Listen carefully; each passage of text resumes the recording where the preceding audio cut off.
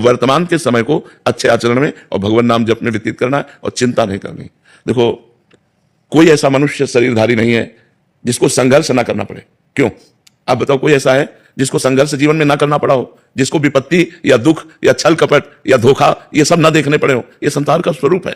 हमको बहुत मजबूत होकर चलना होगा, नहीं हमारा जीवन व्यर्थ हो जाएगा। आपने अच्छा मकान बना लिया, आपने अरबों रुपए जमा कर लिए, लेकिन आपने भजन नहीं किया, तो जब शरीर छूटेगा तो आपके साथ क्या जाएगा?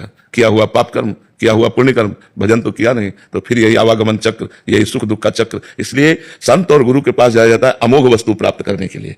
अमोघ माने जिसका नाश ना हो, जो व्यर्थ ना हो, वो है भगवान का नाम, वो है भगवान का मार्ग, वो है भगवान की लीला कथा, भगवान से प्रेम। ये हमें जीवन को प्रकाश में बनाने के लिए अत्यंत आवश्यक है, और इसके लिए कुछ छोड़ना नहीं है।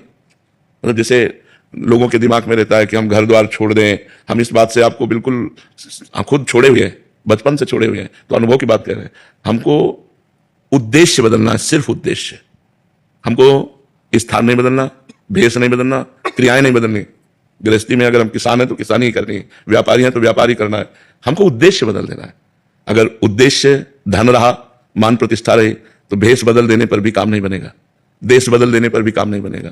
देश और भेष बदलने से भगवान की प्राप्ति नहीं होती, उद्देश्य बदलने से भगवान की प्राप्ति होती है। तो हम नाम जप करें और जो कर्म करें वो अच्छा कर्म करें। ये तुम्हें पता है बुरा कर्म क्या है? बुरा कर्म त्याग कर दें और अच्छा कर्म करें, तो इसी जन्म में हमें आनंद की प्राप्ति हो जाएगी, जिसे आनंद कहते हैं। रुपये में आनंद नहीं है, मकान में आनंद नहीं है, एसी रूम में बैठा हुआ है, निगेटिव चिंतन जल रहा है, पंखा भी नहीं है, लेकिन पॉजिटिव चिंतन मस्त है। चिंतन पॉजिटिव है, वो मस्त है। तो चिंतन पॉजिटिव कहां से आएगा? बिना अध्यात्म के पॉजिटिव चिंतन थोड़ी होता है। निगेटिव अध्यात्म इतना बलवान है कि सामने वाला मार रहा है और हम उसका मंगल बना रहे हैं।